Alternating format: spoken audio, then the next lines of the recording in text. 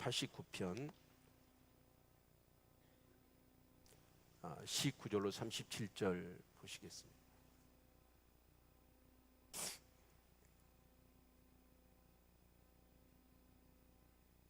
네, 한 절씩 교독합니다. 주께서 이 쌍중에 주의 성도에게 말씀하시기를 내가 돕는 힘을 능력 있는 자에게 더하며 백성 중에서 택한 자를 높였으되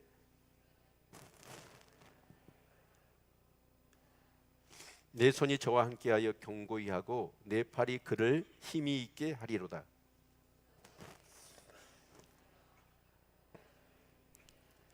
내가 저희 앞에서 그 대적을 박멸하며 저를 한하는 자를 치려니와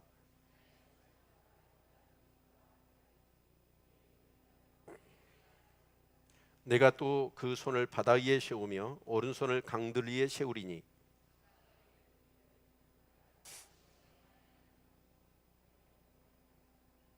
내가 또 저로 장자를 삼고 세계 열왕의 으뜸이 되게 하며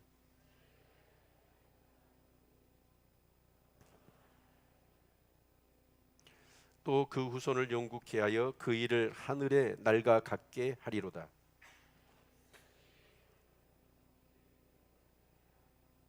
내 율례를 파하며 내 계명을 지키지 아니하면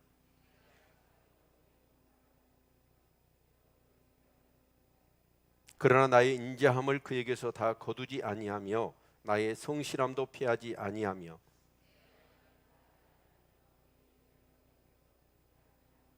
내가 나의 거룩함으로 한번 맹세하였은즉 다윗에게 거짓을 아니할 것이라.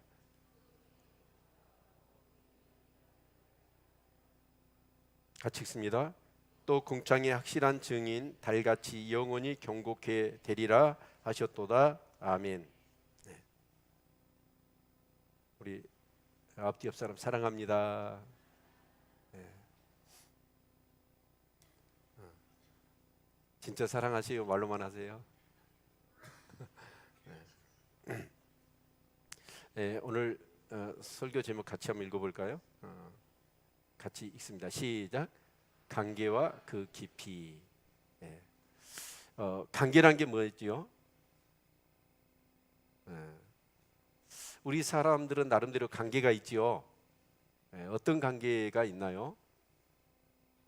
여기 계신 분들 중에 부부 관계가 있을 거고 부모와 자녀 관계가 있죠. 또 저는 목사고 여러분은 성도지요. 목회자와 성도와의 관계, 이런 관계들이 우리에게 다 있습니다. 그런데 그 관계는 또 보면 피상적인 관계, 그러나 어떤 관계는 깊은 관계가 있죠. 그래서 아니 있어도 좋고 없어도 그냥 그만이고 하는 관계도 있는가 하면 어떤 관계는 정말 저 사람이 없으면 나는 절대 안 돼. 또 저 사람에게 있어서는 내가 없어서는 절대 안 돼. 라고 하는 이런 관계도 있을 것입니다. 그렇죠? 네. 여러분이 한번 생각해 보세요. 그 사람한테 내가 없으면 절대 안 돼 라고 하는 그런 관계는 있나요? 어떤 관계예요?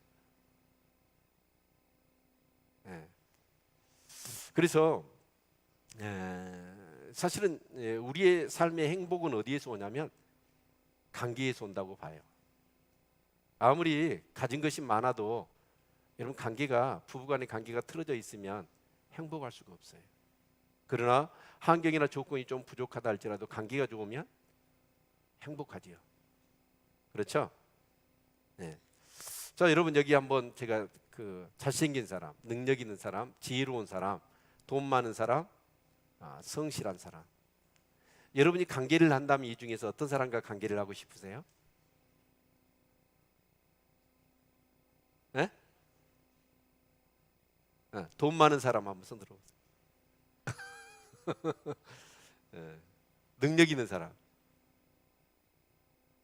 돈이 최고인가 봐요. 그런데 우리가 이렇게 삶을 살고 나서 보면 능력 있고 돈 많고 잘생긴 사람들, 이런 사람들은 한때 교만해요. 그래서 진짜 좋을 때는 좋지만 또 우리에게 큰 상처와 아픔을 주기도 합니다. 그런데 가장 좋은 사람은 누구냐? 저는 사귀고 싶다면 누구를 사귀냐면 돈 있는 사람도, 여기 있는 이 사람들 다 사귀고 싶지요. 근데 안타깝게도 이 모든 것을 다 충족하고 있는 사람이 많아요? 별로 없어요? 별로 없어요. 잘생겼으면 지 잘난 맛에 다른 사람 무시하고 깔보고 상처를 주거든요. 능력이고 돈 많으니까 어때요? 어쩔 때는 우리한테 도움을 주는 것도 사실이에요. 그러나 그런 사람들이 항상 그러진 않아요. 오히려 이해감을 조성하고 오히려 우리에게 상처를 줄 때가 없지 않아 참 많습니다. 그러나 저는 사귀고 싶다면 누구를 사귀고 싶냐면 성실한 사람, 어제나 오늘이나 내년이나 내후년이나 항상 여일한 사람, 그런 사람을 사귀고 싶습니다.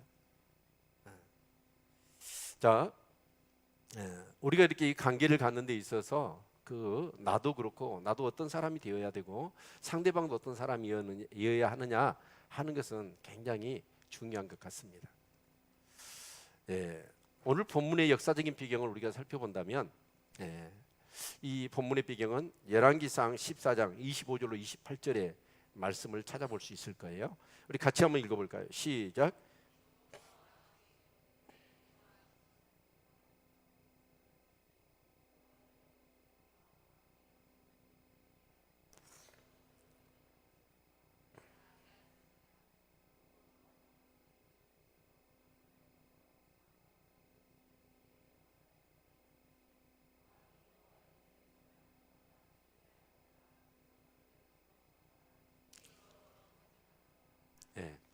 우리 주일학교 친구들 경청 배웠지요? 우리 주일학교 친구들이 경청을 배워놔서 그런가 와 이렇게 저를 보는 눈이 아주 다른 것 같아요. 아멘도 잘할 줄로 믿습니다. 지금 르호보암 때의 일이에요. 그럼 르호보암은 이스라엘 역사 가운데 어떤 일이 있었냐면 솔로몬 아들이 르호보암이죠. 그래 르호보암 때에 왕국이 분열됩니다. 남쪽 유다하고 북쪽 이스라엘로. 그래서 북쪽 이스라엘의 왕은 누구죠? 여로보암. 남쪽 유다의 왕은 르호보암. 그래서 나라가 분열되어지다 보니까 나라가 힘을 이렇게 잃어버린 거예요. 그러면서 또 어때요? 다윗 솔로몬 시대는 비교적 하나님을 잘 섬겼습니다. 그런데 섬기지는 못해요. 그러다 보니까 어떤 일이 나냐면 애굽왕 시삭이 군대를 거느리고 와서 유다를 쳤고 심지어는 북이스라엘까지 쳐버린 거예요. 그래서 오늘 성경에 보면 울타리를 열고 그 기물들을 탈취했다고 그러잖아요. 그러니까 이 본문의 시대적인 배경이 뭐냐면 물론 이스라엘 유다가 멸망한 이후로 보는 사람도 있지만 제가 볼 때는 열왕기상 14장이 본문의 배경 같아요. 그래서 애굽왕 시삭이 와가지고 여기 여호와의 전임의 성전에 그 기물들 그리고 왕궁의 그 보물들 그러니까 솔로몬 시대 때 어쩌습니까? 금방패가 500개였어요. 큰 것이 200개, 작은 것이 300개였단 말이에요. 이런 어마어마한 다윗 시대 때 솔로몬 시대 때 막 시바 예왕이고 누구고 그 황금 보석을 가지고 막 조공을 바쳤잖아요. 근데 그런 모든 것들을 애굽왕 시삭이 와가지고 다 뺏어가 버린 거예요. 그리고 나라가 굉장한 그런 위기 상황에 처하게 된 것입니다. 근데 그 원인이 어디에 있었냐면 열왕기상 14장 22절로 24절의 말씀을 보면 같이 한번 읽어볼까요? 시작. 유다가 여호와 보시기에 악을 행하되 그 열조에 행한 모든 일보다 뛰어나게 하여 그 범한 죄로 여호와의 노를 격발하였으니 이는 저희도 산 위에와 모든 푸른 나무 아래 산당과 우상과 아세라 목상을 씌웠습니다. 그 땅에 또 남색하는 자가 있었고 여호와께서 이스라엘 자손 앞에서 쫓아내신 국민의 모든 가증한 일을 무리가 본받아 행하였더라. 그러니까 지금 이 유다 나라의 역사 가운데서 유래를 찾아볼 수 없을 정도로 이 우상 숭배를 했고 여기 남색했단 말은 뭔 말이에요? 오늘 동성애를 했단 말이에요.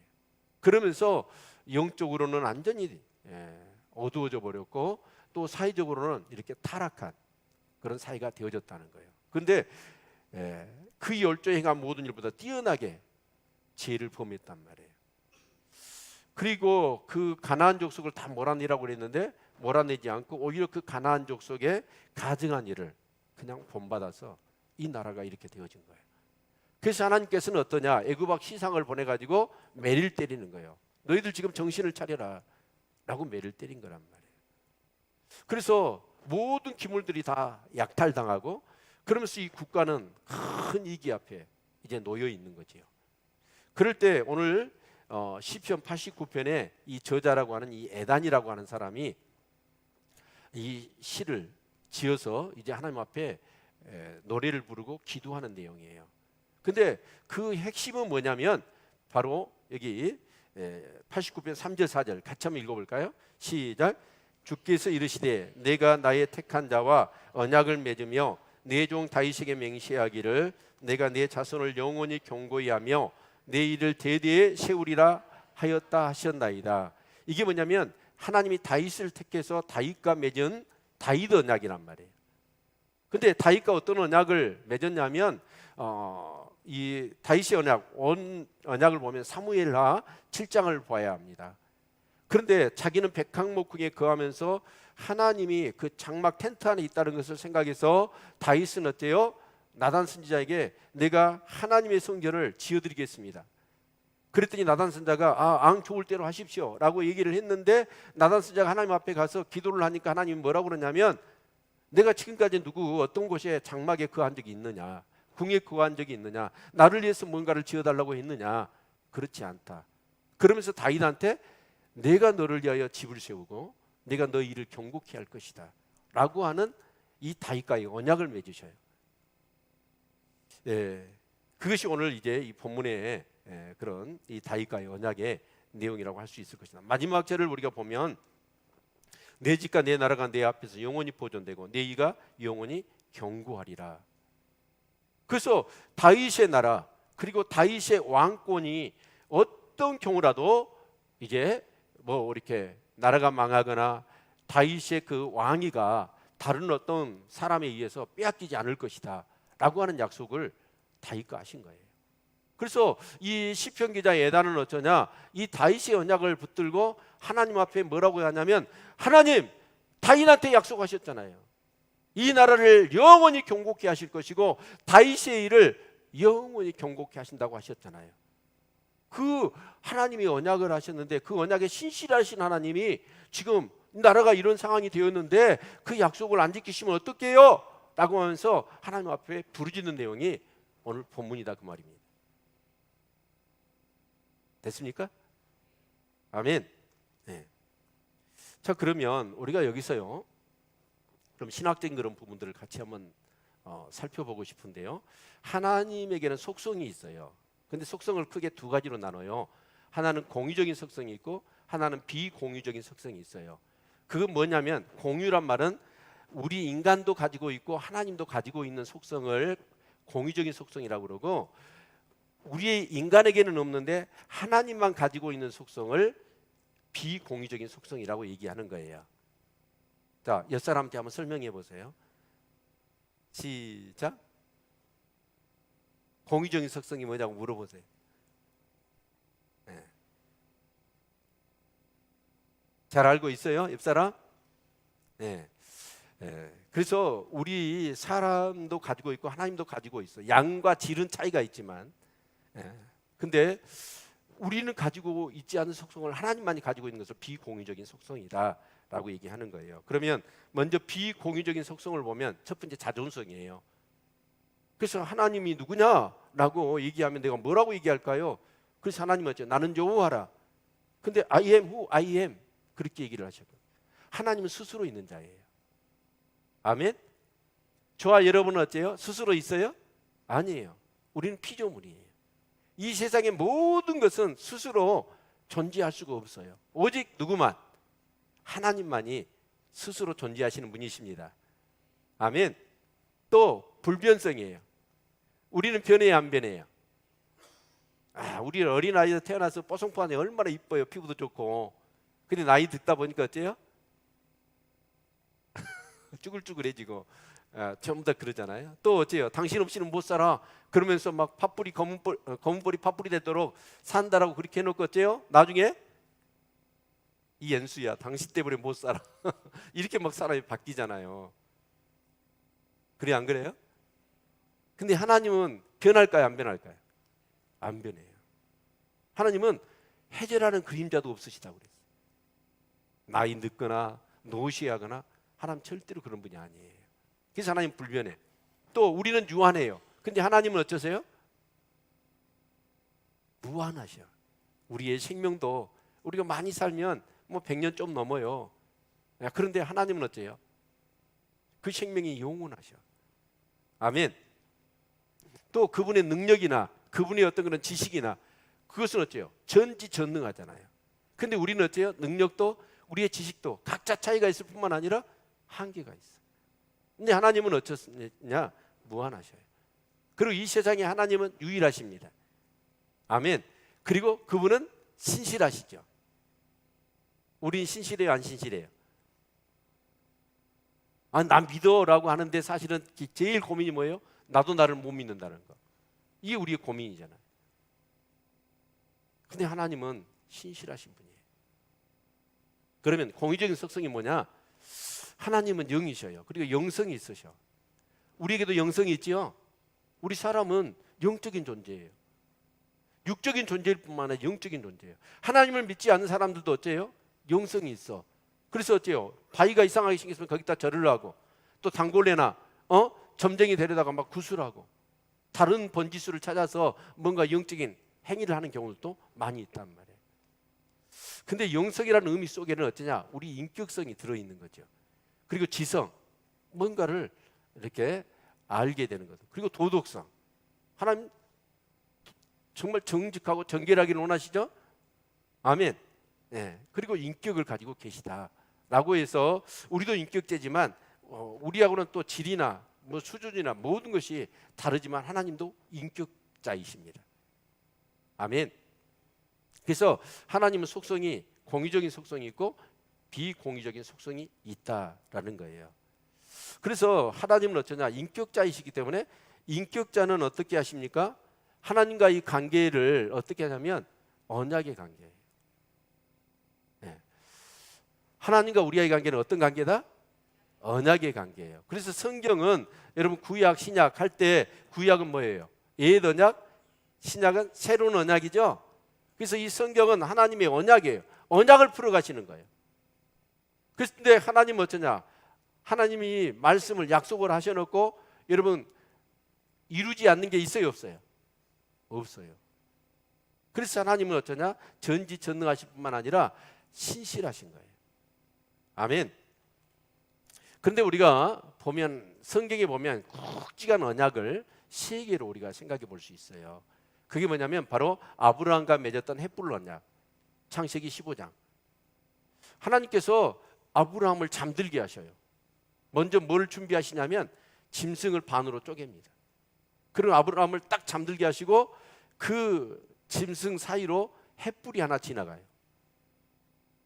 그러면서 어떤 언약을 하시냐면 너희들이 이방의 객이 돼서 400년 동안을 그들을 너희들이 섬기게 될 것이다. 그리고 너희들이 4대 만에 이 약속한 이 가나안 땅으로 너희들이 돌아올 것이다 라고 해서 하나님이 아브라함과 언약을 맺으시죠. 근데 거기서 참 신기한 게 하나님은 어떠냐? 아브라함을 딱 잠들게 하고 사실은 언약은 두 사람이 하는 거잖아요. 그렇죠? 그러면 그 짐승이 쪼개진 사이로 두 언약의 당사자가 지나가는 거예요. 지나가면서 어떤 것을 맹세를 하냐면 이 약속을 너나 나 중에 어기면 이 짐승처럼 뭐 할 거다? 죽을 거다. 그 얘기예요. 근데 하나님이 아브라함을 딱 잠들게 하시고 하나님만 홀로 지나가셔요. 그래서 그 언약을 무슨 언약이냐면 주권적으로 사역되는 피로 맺은 약정, 그걸 카라트 베리트라고 그래요. 그게 언약인데 만약에 아브라함하고 같이 지나갔다면 아브라함은 몇 번 죽었을 거예요. 근데 하나님은 아브라함을 연약함을 알아요. 그 약속을 지키지 못할 것을 알아. 그래서 아브라함을 딱 잠들게 해놓고 하나님이 혼자 지나가시면서 아브라함한테 뭔 약속을 하냐면 나는 이 약속을 지킬 거다. 네 행위하고는 상관없이. 그러나 이 약속을 내가 어긴다면 나는 이 짐승처럼 죽을 거다. 모르겠어요. 하나님이 어떻게 죽으실지는. 근데 그 약속을 헷불 언약을 통해서 하신 거다 그 말이에요. 아멘. 그리고 이제 모세가 이스라엘 백성을 이끌고 시내산에 왔을 때 시내산에서 모세하고 언약을 하셔요. 그 언약이 뭐냐면 바로 내가 너희를 저 약속의 땅에 반드시 인도할 것이다. 그리고 거기서 너희는 거룩한 백성이 되고 제사장의 나라가 될 것이다 라고 하는 약속을 하신단 말이에요. 아멘. 아무리 광야길이 험난하고 그러더라도 내가 반드시 너희를 그 약속의 땅으로 들여서 거기서 하나님의 나라를 이루고 너희들은 세상의 나라가 되고 거룩한 백성이 될 것이다 라고 하는 약속을 모시하고 하신 거예요. 그리고 세 번째 언약이 뭐예요? 다윗과 맺은 언약. 그러니까 내 집과 내 일을 영원토록 경고케 할 것이다 라고 하는 약속이에요. 근데 사실은 이 약속이 따로 약속이 아니라 다 똑같은 약속이에요. 아멘. 네. 자, 그런데 여기서 우리가 한번 살펴볼 것이 아브라함하고 모세하고 다윗을 놓고 보면 아브라함은 하나님 앞에 어떤 그 칭호를 받지요? 내 벗이다. 그렇죠? 하나님이 아브라함을 나의 벗이라고 얘기해요. 친구라고. 친구 삼아버려. 또 모세는 어떤 사람이었습니까? 그 온유함이 지면에 그 어떤 사람보다도 가장 뛰어났어. 아멘. 그리고 다윗은 이제 뒤에 성경을 보면 우리 같이 한번 볼까요? 자, 시작.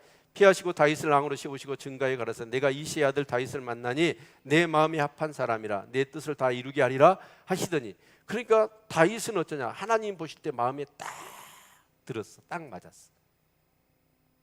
그래서 언약을 세우신 거예요. 저는요, 이 다윗, 우리가 사무엘상 같이 묵상을 했잖아요. 그 다윗을 놓고 보면요,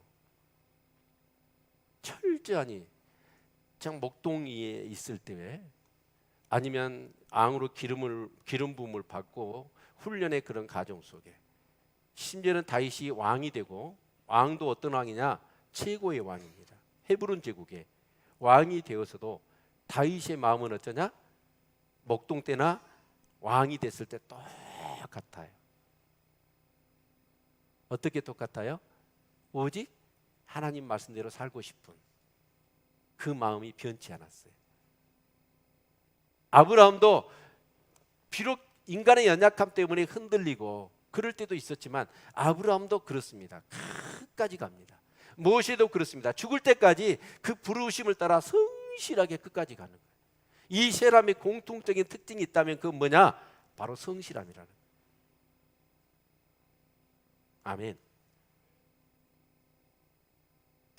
그러니까 하나님이 언약을 맺을 수 있는 사람은 누구냐? 성실한 사람. 뭐 우리 인간들이야 서로 비교를 한다면 도토리 키재기일지는 몰라요. 그러나 하나님이 그 도토리 키재기 중에서도 뭔가 성실한 사람과 언약을 맺으시더라 그 말이에요. 아멘. 예, 하나님은 어떤 분이시냐면 아까도 속성 중에 우리가 살펴보았습니다. 하나님이 인생이 아니 시건치 않으시고 인자가 아니시니 후회가 없어요. 우리는 어째요? 인생이라 어째요? 거짓말을 많이 해. 또 진실되게 말을 해놓고도 그것을 지킬 만한 능력들이 그런 부족하다 보니까 그냥 거짓말이 되어지는 경우들도 없지 않아 우리에게는 참 많이 있어요. 근데 하나님은 한번 말씀하셨으면 어째요? 거짓이 없고 또 한번 하셨으면 우리는 후회를 하잖아요. 와, 지키지도 못할 약속을 내가 얘기를 해놓고는 그것 때문에 힘들어하잖아요. 근데 하나님은 후회가 없어. 하신 말씀을 반드시 이루시기 때문에. 아멘. 네.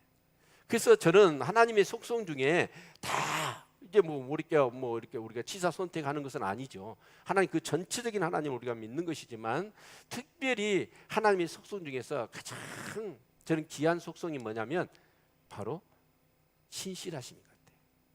그래서 오늘 이 시편 기자는 지금 나라가 애굽 왕의 시삭 왕이 쳐들어와 가지고 나라가 진짜 망가지고 무너지게 생겼어.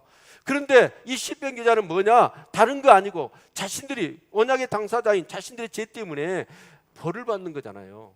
그럼에도 불구하고 이 시편 기자는 뭐냐? 에단이라는 사람은 하나님 앞에 다윗과 약속하셨잖아요. 그 약속 지키세요. 하나님 성실하시고 신실하시고 진실하신 분이신데 이 나라가 이렇게 되면 어떻게 되겠습니까? 라고 하면서 하나님 앞에 막 떼를 쓰는 내용이 오늘 시편 89편의 말씀이다, 그런 뜻이에요. 아멘.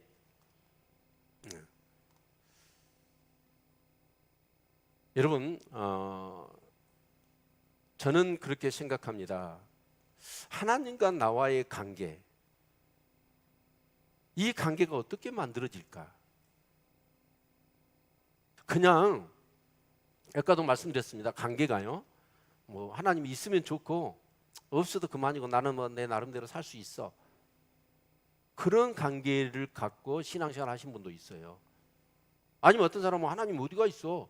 그런 사람도 있고. 그러나 어떤 사람은 하나님 없으면 나는 못 살아요. 하나님 나의 생명이고 나의 능력이고 나의 모든 것입니다 라고 하는 사람도 있어요. 그래서 교회 역사를 보면 어떤 사람은 너 하나님 믿을래 안 믿을래? 안 믿으면 살려주고 믿으면 죽인다고 하는데도 불구하고 아니에요, 나 하나님 없으면 못 살아요. 목이 당강당강 달아나는데도 불구하고 하나님을 포기를 못해.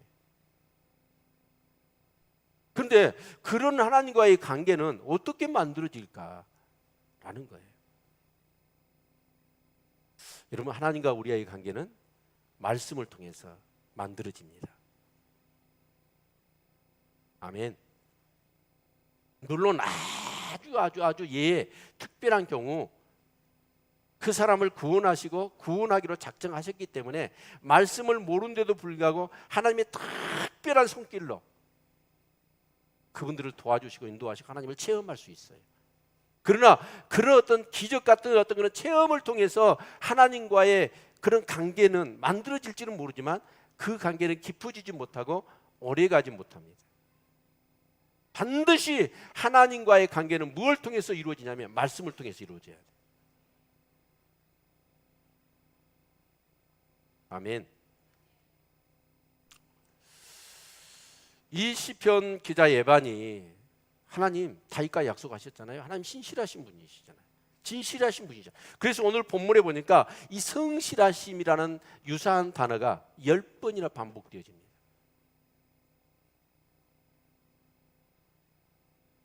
특별히 그 다윗의 언약을 우리가 보면요,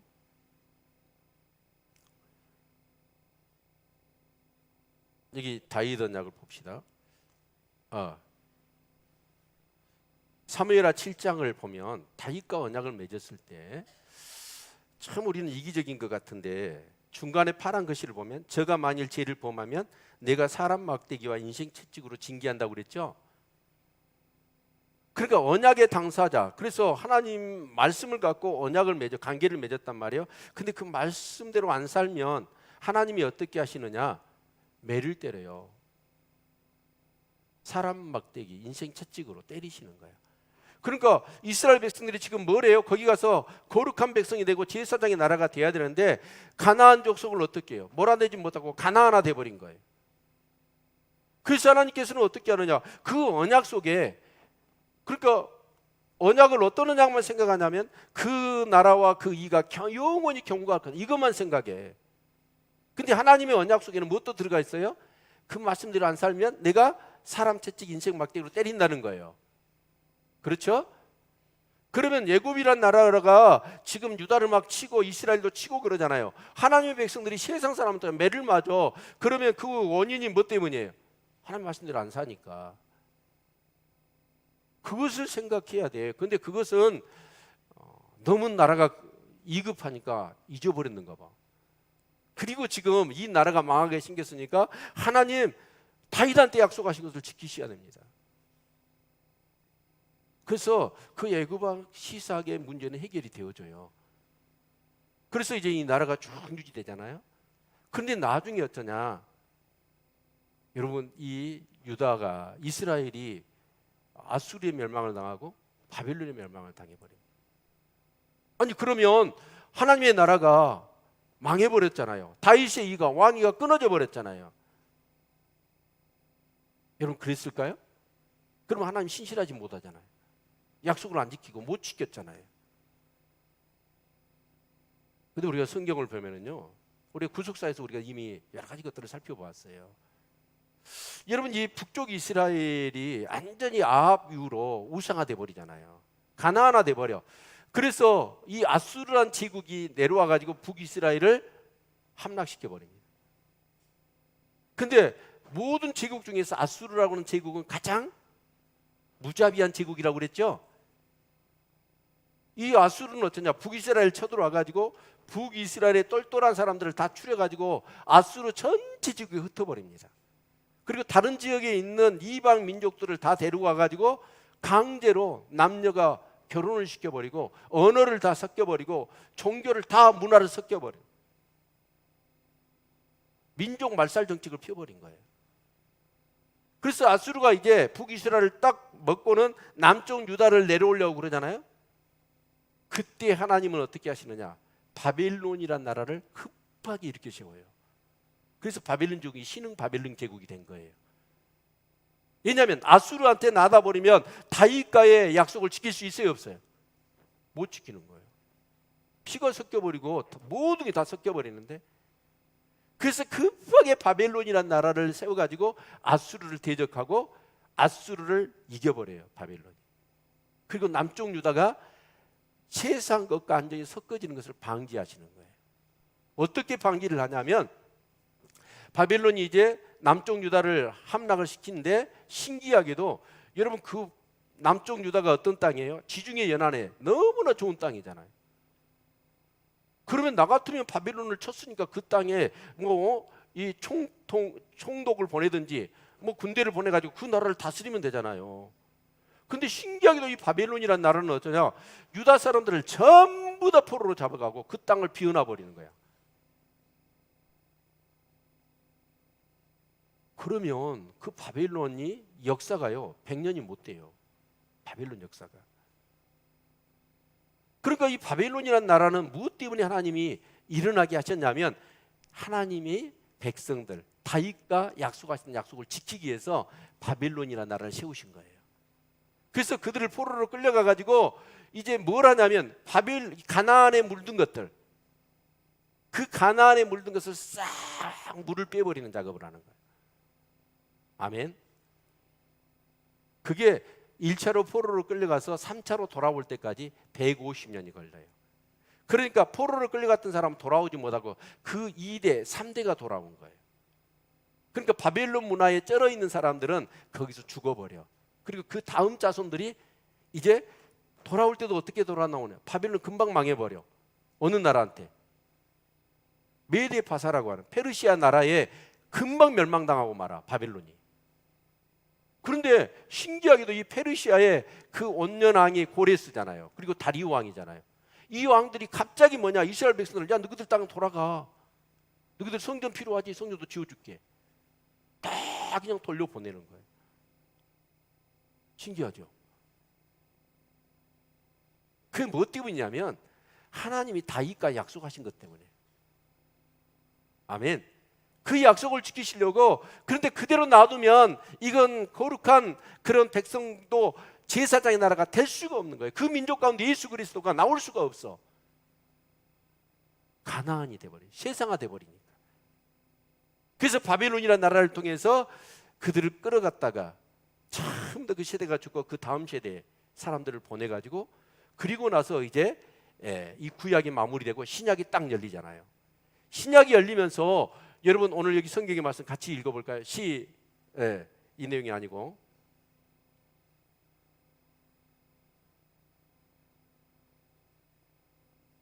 오늘 여기 본문의 말씀 같이 한번 읽어볼까요? 시작. 이 일을 생각할 때 주의 사자가 현명하여 가로되, 다윗의 자손 요셉아, 내 아내 마리아 데려오기를 무서워 말라. 저에게 잉태된 자는 성령으로 된 것이라. 아들을 낳으리니 이름을 예수라 하라. 이는 그가 자기 백성을 저희에게서 구원할 자임이라. 여러분, 예수님이 태어나는데 누구한테 태어났어요? 요셉한테 태어났는데, 요셉이 누구냐면 다윗의 자손이에요. 근데 그 예수님은 누구예요? 만왕의 왕이요 만주의 주 되십니다. 그 예수님이 다윗의 자손 위에 태어난 거예요. 그러니까 하나님은 결국 뭘 하신 거예요? 다윗과의 약속을 지키셨지요. 그래서 이제 인간의 왕, 죽었다가 태어났다가 다시 죽고 죽었다가 다시 태어나는 그런 어떤, 죽었다가 다시 태어난 게 아니라 태어났다가 죽고 태어났다가 죽고 그런 인간 왕이 아니라 영원한 만왕의 왕 되신 예수 그리스도를 다윗의 자손 요셉에게서 태어나게 하신 거예요. 그게 다윗과의 약속을 지키신 거란 말이에요.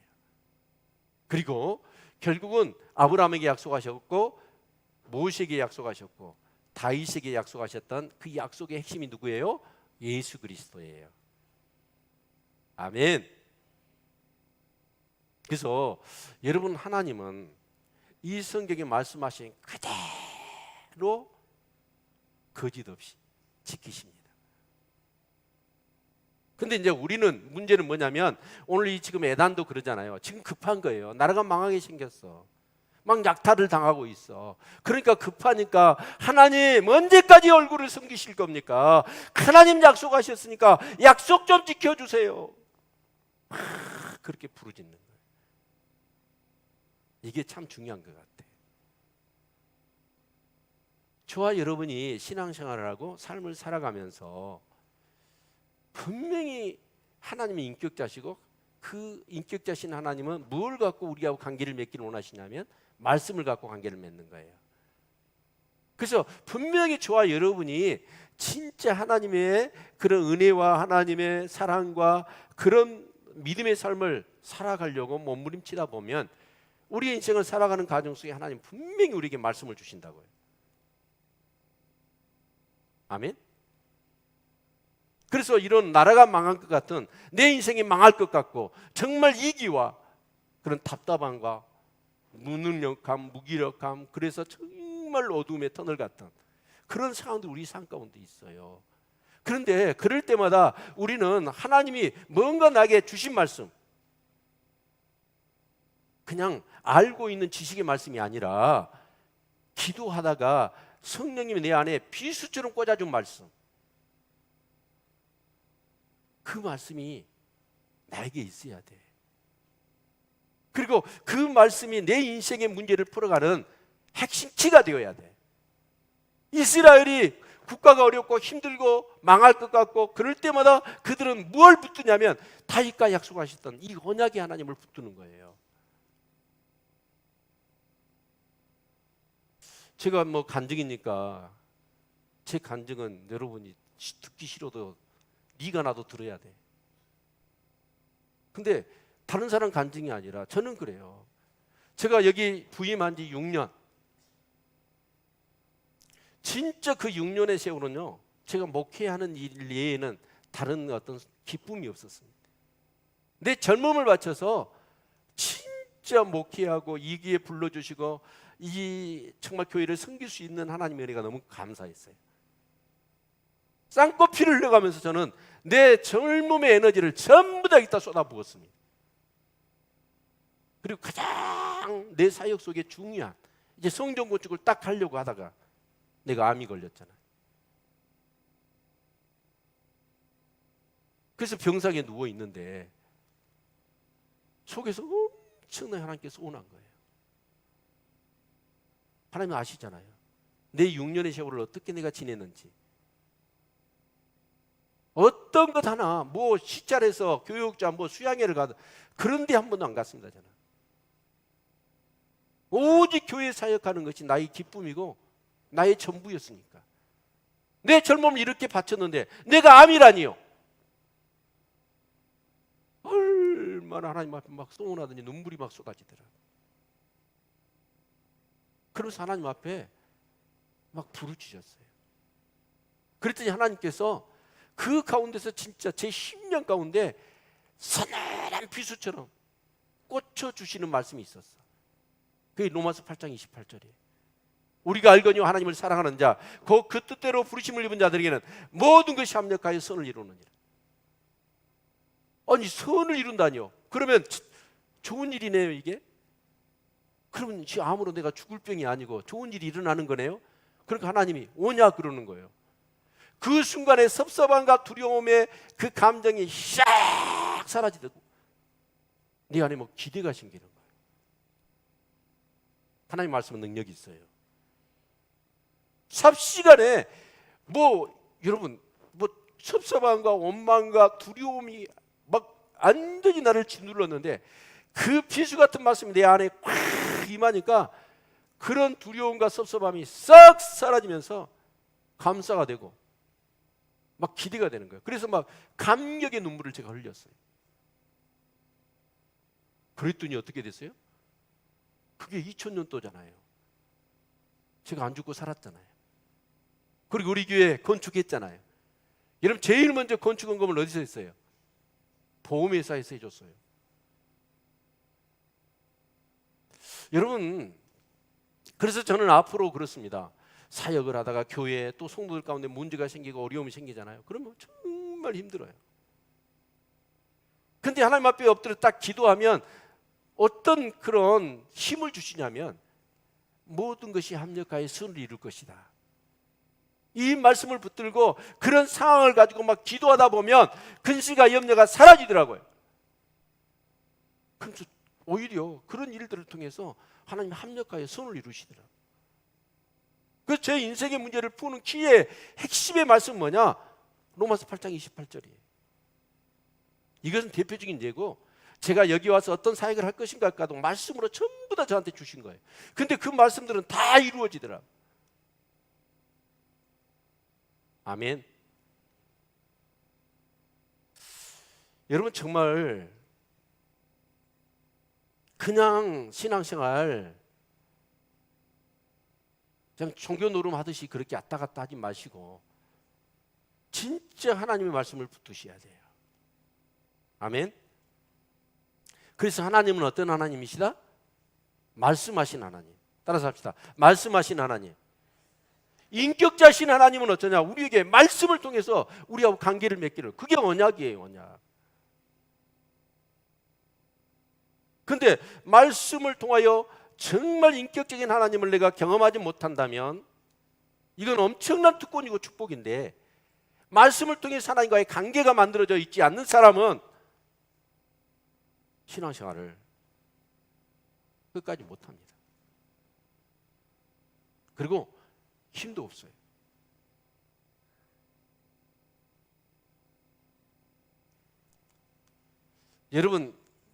여러분이 어떤 사람이 되고 싶으신가? 잘생긴 사람, 능력 있는 사람, 지혜로운 사람, 돈 많은 사람, 어떤 사람이 되고 싶으세요? 저는요, 정말 우리의 삶 가운데 가장 중요한 게 뭐냐면 성실함이라고 봐요. 하나님도 속성 중에서 하나님이 능력도 많고 지식도 많잖아요. 무한하시잖아요. 근데 그런 분이 어째요? 이랬다 저랬다 해버리면 어찌있을까요? 난리 나는 거예요, 난리. 근데 이 시편 기자 예단은 어쩌냐? 자기들이 죄를 짓고 벌을 받고 있음에도 불구하고 이 사람은 어쩌냐? 하나님의 약속을 붙들고 하나님 앞에 생떼를 쓰는 거예요. 이게 좋은 신앙이에요. 이요, 말씀을 붙드는 신앙. 죽어도 내가 아무리 형편없고 제약된 삶을 살고 연약하고 하나님의 진노를 받을 수밖에 없는 존재임에도 불구하고 그 하나님의 약속을, 언약을 끝까지 신실하게 붙들 수 있는 사람, 그 사람이 믿음의 사람이에요. 그 말씀이 여러분에게 있느냐 그거예요. 여러분, 성경은 말씀하고 있잖아요. 다윗의 그 집이, 다윗의 이가, 그 나라가 영원히 경고할 것이다. 하나님 말씀하셨잖아요. 하나님도 저와 여러분에게 영원한 거 주셨지요. 그 영원한 게 뭐예요? 하나님 나라입니다. 예수 안에서 영원한 생명을 우리에게 주신 줄로 믿습니다. 내가 또 죄를 지어요. 하나님의 벌을 받을 만해. 그럼에도 불구하고 하나님 나를 구원하셨잖아요. 예수 그리스도를 통하여 내 죄를 사하여 주시고 나의 모든 저주를 담당해 주시고 나의 구주이시잖아요. 그 말씀을 붙들 수 있어야 돼. 아멘. 그래서 저는요, 정말 이 하나님과의 언약의 관계를 끝까지 이루어갈 수 있는 사람이 누구냐? 성실한 사람이라고. 성실한 사람. 그러니까 아브라함도 그렇고 모세도 그렇고 다윗도 그렇고 인간 그 뭐 이렇게 기적이지만 우리 보통 사람과는 비교해서 하나님이 그래도 시대적인 언약을 주시면서 이 역사를 이끌어가는 그런 사람들 중에 단연 누구냐? 이 세 사람이 성실한 사람이었다.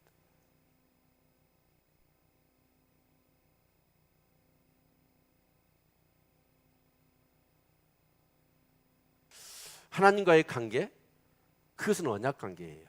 말씀으로. 그런데 그것이 계속해서 관계가 유지될 뿐만 아니라 관계가 깊어질 수 있는 것은 뭐다? 성실합니다. 아멘. 그래서 제가 칼럼에도 그런 내용, 요즘 지금 제 그 머릿속에는 이 가장 핵심이 성실.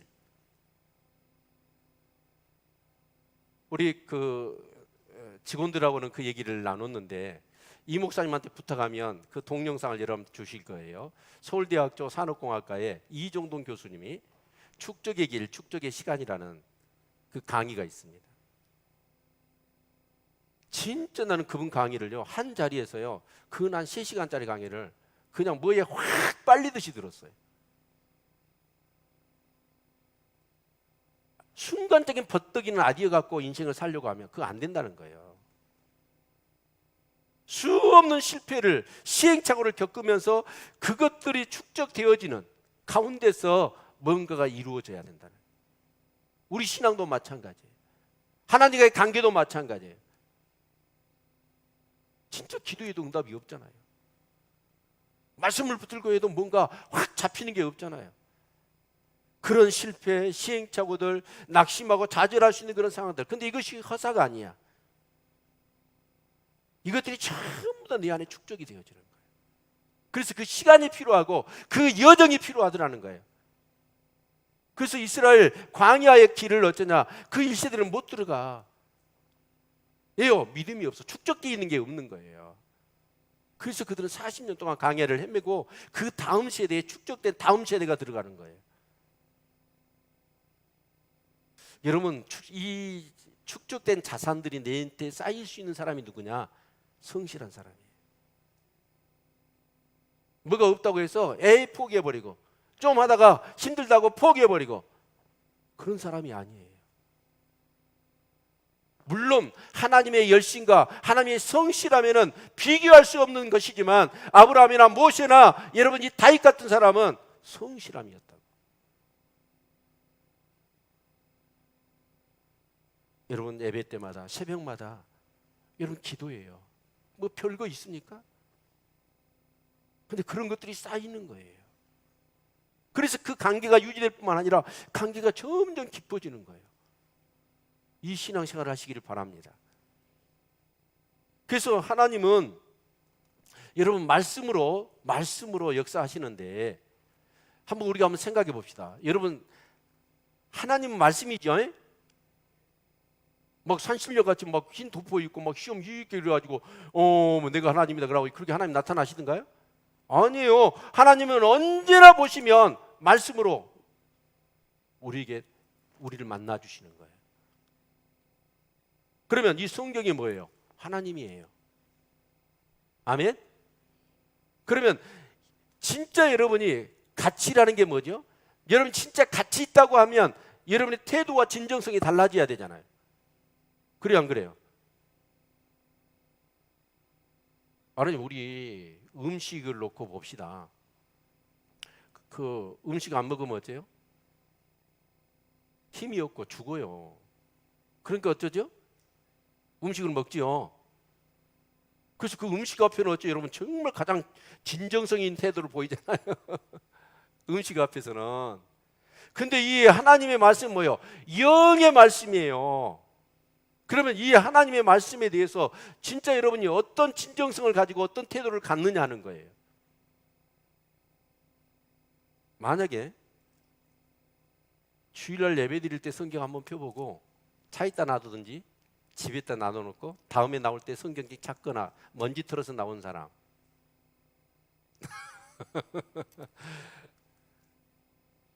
하나님과의 관계가 깊어질 수가 없습니다. 유지될 수가 없습니다. 그러나 하나님과의 인격적인 관계가 갈수록 깊어지고 더 하나님의 신뢰가 되어지고, 심지어는 내 삶을 송두리째 하나님 앞에 다 의리하고 싶은 그런 믿음의 사람들은 누구냐? 끊임없이 말씀을 통해서 생명을 공급받는 사람들, 영적인 힘을 공급받는 사람들, 그런 사람들이죠.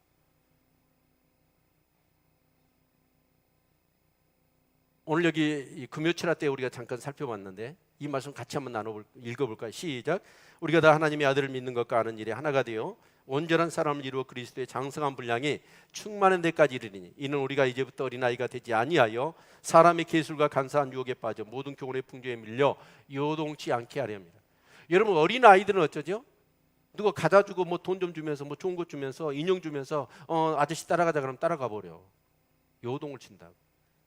근데 여러분, 장성한 사람은 어때요? 그렇게 유혹을 해 넘어가요, 안 넘어가요? 안 넘어가는 거예요. 그래서 우리가 어쩌냐, 어린아이가 아니라 이제 장성한 믿음의 사람이 되어야 돼. 근데 그러기 위해서는 어떻게 해야 되느냐? 믿는 것과 아는 일이 하나가 된다. 여러분, 믿는 것과 아는 것을 우리가 한번 생각해 보셔야 돼요. 여러분, 아는 게 먼저예요, 믿는 게 먼저예요?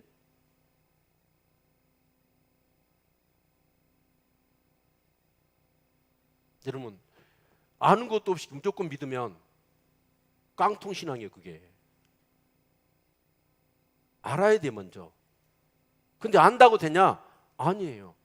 신학교 교수들 제가 엄청나게 아는 게 많아요. 그러면 그 교수들이 믿음이 있냐? 아니에요. 믿음은 없어.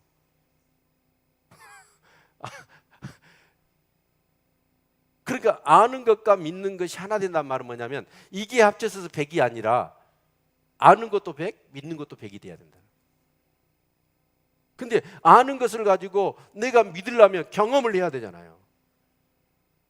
그러니까 말씀 붙들고 순종하며 살고 또 안 되면 기도하고 그러면서 이 아는 것이 믿음이 되어지도록 이게 같이 되어야 우리의 믿음이 장성한 분량에 이르는 거예요. 그런 사람은 흔들리지 않아. 천하에 무슨 일이 있더라도 그냥 믿는 거예요. 아멘. 정말 우리 그 축적의 시간과 축적의 길 강의를 여러분이 들어보신다면 우리나라 경제가 지금 곤두박질을 치고 있잖아요.